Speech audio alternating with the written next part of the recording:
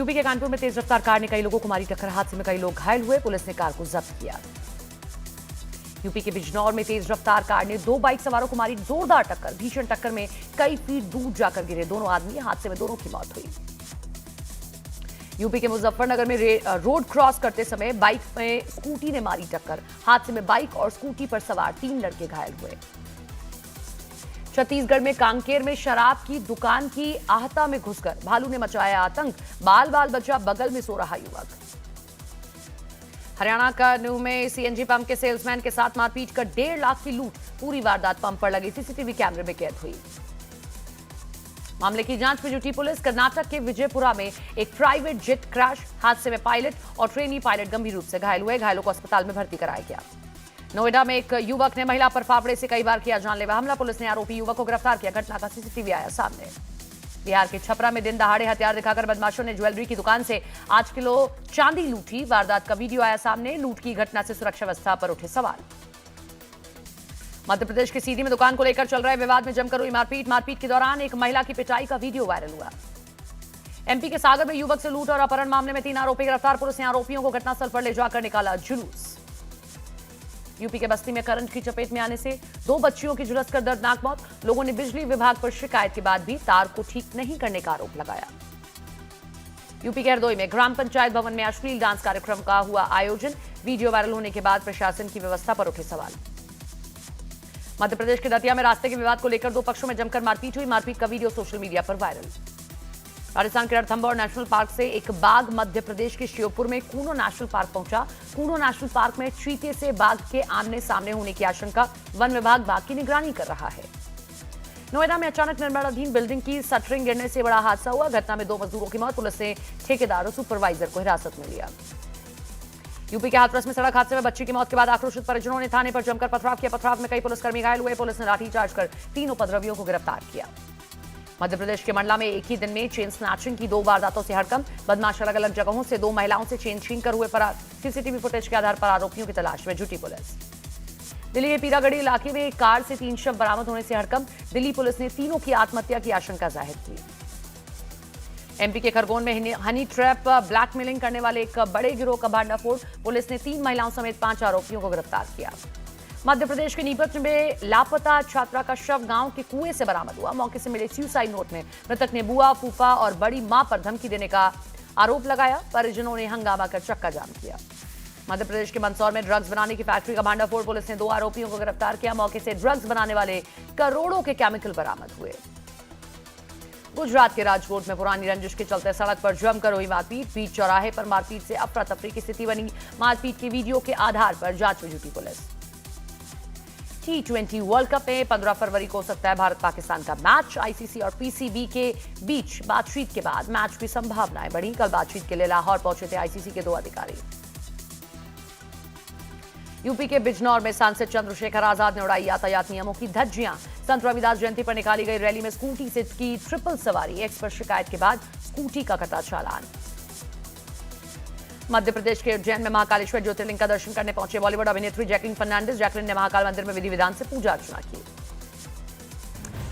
और यूपी विधानसभा का बजट सत्र आज से शुरू होगा। बजट सत्र के हंगामेदार होने की संभावना है। सत्र से पहले सीएम योगी करेंगे एक प्रेस कॉन्फ्रेंस। सुबह 11 बजे राज्यपाल दोनों सदनों को संबोधित करेंगे। 11 फरवरी को करीब 9 करोड़ रुपए का बजट उत्तर प्रदेश का पेश किया जाएगा।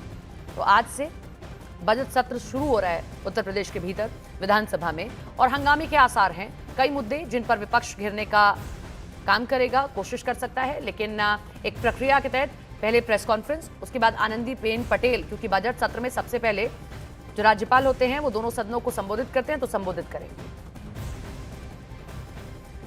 यूपी विधानसभा का बजट सत्र आज से शुरू होगा, वो तस्वीर हमने आपको दिखाई। लेकिन खबर अब आरएसएस से जुड़ी। आरएसएस प्रमुख मोहन भागवत ने वीर सावरकर को भारत रत्न देने की वकालत की है। उन्होंने कहा कि अगर वीर सावरकर को भारत रत्न दिया गया तो इससे सर्वोच्च नागरिक सम्मान की प्रतिष्ठा और बढ़ेगी। संघ प्रमुख ने वीर सावरकर को पहली बार खुले तौर पर भारत रत्न देने की बात कही। इससे पहले भी कई बार संघ के कार्यकर्ता इसकी मांग करते रहे हैं।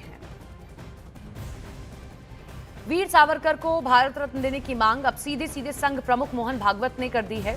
उनकी ओर से कहा गया कि वीर सावरकर को भारत रत्न दिया जाना चाहिए। और आपको ये बताएं कि इससे पहले जो कार्यकर्ता हैं वो तो इस बात की मांग करते रहे हैं, लेकिन ये पहली मर्तबा है जब संघ प्रमुख ने भी ये मांग उठा दी है। स्वातंत्र्यवीर सावरकर को भारत रत्न मिला नहीं मिला, तो भारत रत्न मिला तो उस सम्मान का गौरव बढ़ेगा।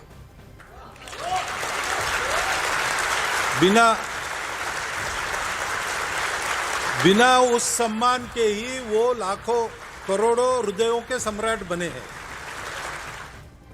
इधर वीर सावरकर के पोते रणजीत सावरकर ने मोहन भागवत के इस बयान का समर्थन कर दिया और कहा कि अगर वीर सावरकर को भारत रत्न दिया जाता है तो पुरस्कार का महिमा मंडल बढ़ेगा। I fully agree with Mohanji Bhagwat that if Bharat Ratna is awarded to Swatantraveer Savarkar, that award will get glorified. Nothing is required to further glorify Swatantraveer Savarkar because Swatantraveer itself is a title which is given by the people of India to him. I feel it's much higher respect already given to Veer Savarkar ji. And our family has also made it very clear since long back that we are not asking for the Puraskar, Bharat Ratna. On the same line, we are thinking on the same line that Swatantraveer is better this one because it is that title is awarded to him by people of India. संघ प्रमुख मोहन भागवत के बयान पर कांग्रेस ने पलटवार किया है। कांग्रेस के पवन खेड़ा ने कहा कि माफी मांगने वालों को भारत रत्न मिलेगा तो भारत की आजादी के लिए कुर्बानी देने वाले की आत्मा पर क्या गुजरेगी। देरी अगर हम उस पैनल में होते, अरे वो खुद ले लेना भारत रत्न। एक ऐसा संगठन जिसको अपने आप को पंजीकृत कराने की ताकत नहीं है, हिम्मत नहीं है, एक ऐसा संगठन जिसका राष्ट्र निर्माण में कोई योगदान नहीं रहा है, जब से इनका इतिहास शुरू हुआ है तब से गद्दारी का इतिहास है। इनकी इस व्यक्ति को आप सुनते क्यों हैं, मुझे ये नहीं समझ में आता। रही बात सावरकर की, तो अब माफी मांगने वालों को भारत रत्न मिलेगा तो आप सोचिए जो लाखों लोग भारत की आजादी के लिए जिन्होंने अपनी कुर्बानी दी, उनकी आत्मा पर क्या गुजरेगी। अब बात असम के मुख्यमंत्री हेमंता बिस्वा शर्मा की। कांग्रेस सांसद गौरव गोगोई पर हमलावर हैं। न्यूज 18 इंडिया से खास बातचीत में उन्होंने कहा कि गोगोई के ऊपर जो आरोप लगाए जा रहे हैं उसके बारे में गोगोई को खुद सामने आकर जवाब देना चाहिए। हेमंता ने कहा कि गोगोई अगर पाकिस्तान नहीं गए थे तो उन्हें सामने आकर बताना चाहिए था। उन्होंने कहा कि गौरव गोगोई को कम से कम सोनिया गांधी से प्रेरणा ले लेनी चाहिए क्योंकि उन्होंने कभी भी अपने बच्चों को इटालियन नागरिक नहीं बनाया। A sitting MP, deputy leader of parliament of the Congress party, visit Pakistan for 10 days and कोई explanation नहीं है और वो विजिट को ministry of interior Pakistan facilitate करता है।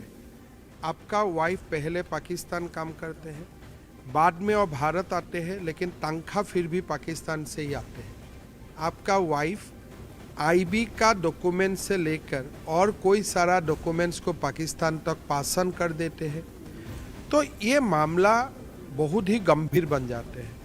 मैं आशा करता हूं कि गौरव गोगोई विल एक्सप्लेन कि उनको पाकिस्तान क्यों बुलाया गया था, 10 दिन और क्यों रुके थे, कहाँ कहाँ रुके थे। ये सारा बात उनको सामने आके बोलना चाहिए। तो वहीं सीएम हेमंता के आरोपों पर गौरव गोगोई ने भी अपनी प्रतिक्रिया दी और कहा कि उन्हें दिल्ली और असम के उन पत्रकारों पर दया आती है जिन्हें सदी की सबसे फ्लॉप प्रेस कॉन्फ्रेंस झेलनी पड़ी। उन्होंने सीएम हेमंता के प्रेस कॉन्फ्रेंस को सी ग्रेड सिनेमा से भी बदतर बताया। राजनीतिक रूप से चतुर मुख्यमंत्री ने सबसे बेवकूफी भरे और फर्जी पॉइंट दिए। तो वहीं कांग्रेस नेता पवन खेड़ा ने असम के सीएम हेमंता पर हमला बोला। उन्होंने जमीन के मुद्दे के बहाने सीएम हेमंता को जमकर घेरा है। पवन खेड़ा कांग्रेस के मुख्यमंत्री जिनका नाम हेमंता बिस्वा शर्मा है, अलग अलग नामों से जाने जाते हैं। कुछ लोग उनको हेमंता बिस्कुट शर्मा बोलते हैं, कुछ लोग उनको हेमंता विशैला शर्मा बोलते हैं, लेकिन नाम उनका हेमंता बिस्वा शर्मा है। तो जब मुंह खोलते हैं, कुछ लोग जो उनसे डरते हैं वो अपनी हंसी छिपा छिपा कर हंस तो लेते हैं, और कुछ हम जैसे लोग जो नहीं डरते वो खुलकर हंसते हैं। पिछले कुछ महीनों से ऐसा लगता है कि उनका मानसिक संतुलन थोड़ा सा गड़बड़ा गया। पहले भी कुछ खास नहीं था, लेकिन अब ज्यादा लगने लगा। तो हो सकता है हार का डर है, हो सकता है जो हजारों एकड़ जमीन इन्होंने और इनके परिवार ने कब्जाई है, हो सकता है कि उनको लगता है 3 महीने बाद ये चुनाव हारेंगे तो सलाखों के पीछे होंगे। जो भी हो, संतुलन जरूर बिगड़ा हुआ है। अब इससे पहले मुख्यमंत्री हेमंता बिस्वा शर्मा ने कैबिनेट बैठक में गौरव गोगोई के मामले में एक बड़ा फैसला किया। असम सरकार ने गौरव गोगोई के कथित पाकिस्तान कनेक्शन से जुड़े मामले को आगे की जांच के लिए केंद्र सरकार के गृह मंत्रालय को भेजने का फैसला लिया। राज्य की एसआईटी ने अपनी रिपोर्ट सरकार को सौंप दी है। अब यह मामला राष्ट्रीय स्तर की एजेंसियों तक पहुंच सकता है। मुख्यमंत्री ने इसे राष्ट्रीय सुरक्षा से जुड़ा विषय बताया, जबकि गौरव गोगोई ने आरोपों को सिरे से खारिज कर दिया। My son visit Pakistan, then I will inform Jaishankar. They look, my son is a cricket player. He is going to play Pakistan for playing cricket. So I am keeping you on loop. So that is the normal channel how things go. If my wife goes to any state or any places outside Assam, Assam special branch inform the other state or embassy if they go outside. These are not written, but these are the protocol and procedures once follow. Surajkund झूला हादसे को लेकर अब बड़ा और चौंकाने वाला खुलासा हुआ है। एफआईआर में साफ साफ बताया गया कि यह हादसा सीधी लापरवाही का नतीजा था। एफआईआर के मुताबिक झूला चलाने वाले ने मेले में सुरक्षा मानकों की खुलकर अनदेखी की। ना तो तकनीकी जांच कराई गई, ना सुरक्षा प्रोटोकॉल का पालन किया। आरोपी झूला संचालक का नाम है सरबजीत सिंह, जो हिमाचल प्रदेश के सिरमौर जिले का रहने वाला है।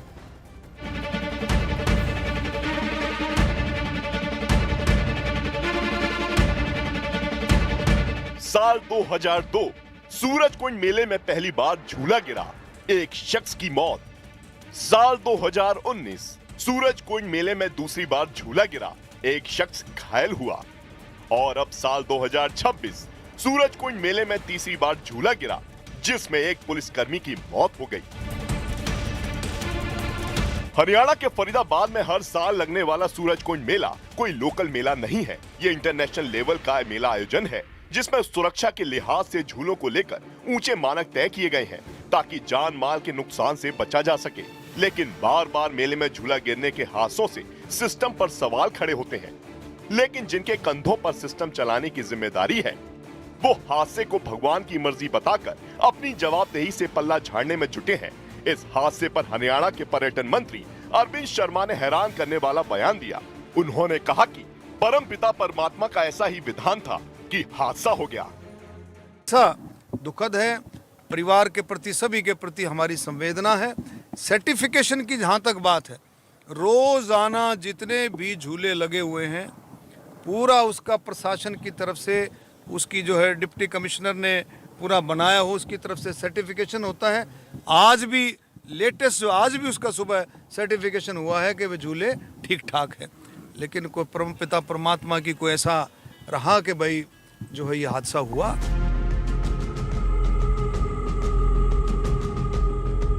वहीं न्यूज 18 इंडिया की ग्राउंड पड़ताल में जो बातें सामने आई, वो हादसे के पीछे लापरवाही और भ्रष्टाचार की ओर इशारा करती हैं। सूरजकुंड मेले में पिछले 6 साल से स्टॉल लगाने वाले अनीश ने इस हादसे के लिए सीधे तौर पर मेला अथॉरिटी को जिम्मेदार ठहराया। अनीश के मुताबिक झूले के लिए 4 करोड़ का टेंडर निकला था। इतनी बड़ी रकम चुकाने वाला झूला वेंडर अपनी कमाई के लिए मानकों और सेफ्टी चेक को अनदेखा करते हैं, जिससे ऐसे हादसे होते हैं। झूले करते हुए झूला एकदम ब्रेक डाउन कर गया, अपना वो गिर गया। गिरने के बाद हमें जो हमारे प्रशासन था, उन्होंने हेल्प करने की कोशिश की है। मतलब जो हमारे एसएचओ साहब थे, बहुत मतलब राष्ट्रपति अवार्डेड एसएचओ हैं वो, उनकी कल से छुट्टी थी। उन लोगों को पता चला है, वो मेरे जानकारी में थे कि कल उनकी छुट्टी में जा रहे थे। उनके घर में कोई शादी थी, तो कल छुट्टी में जा रहे थे। आज उनकी लास्ट डे था ड्यूटी का। तो और वो हेल्प करने गए, हेल्प करते हुए क्या वो झूला और आधा स्टाफ ऊपर चढ़ा हुआ था, लोगों को उतार रहा था। तो वो हेल्प करते झूला पहला वाला पार्ट गिरा था, दूसरा वाला पार्ट गिरने के बाद नीचे गिर गया और वो उनके तब इस बार तो मेले में हुए हादसे में एक पुलिसकर्मी को अपनी जान गंवानी पड़ी। इसके बाद भी मंत्री जी का ये संवेदनशील बयान ये समझाने के लिए काफी है कि मंत्री जी ने इस हादसे से क्या सबक लिया।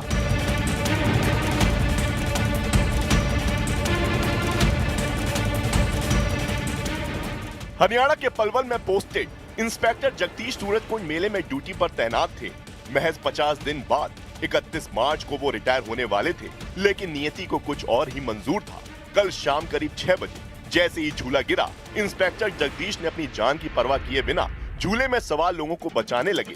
तभी झूले का एक हिस्सा और टूट गया, जिससे इंस्पेक्टर जगदीश के चेहरे और सिर पर गंभीर चोट आई, जिससे उनकी जान चली गई। इंस्पेक्टर जगदीश यूपी के मथुरा में जन्मे थे, लेकिन उनकी कर्मभूमि हरियाणा रही। इस हादसे में झूले में सवार लोगों में से 13 लोग घायल हुए, जिसमें एएसआई निलय, सुनील, हर्ष प्रकाश, प्रशांत, अनीशा, शिवानी, परविंदर के घायल होने की जानकारी मिली है। सभी घायलों को अस्पताल में भर्ती कराया गया है। हादसे के बाद फरीदाबाद डीसी आयुष सिन्हा घटना स्थल पहुंचे। उसके बाद वो घायलों से मिलने अस्पताल भी गए। वहीं डीजीपी अजय सिंघल भी घायलों से मिलने अस्पताल पहुंचे।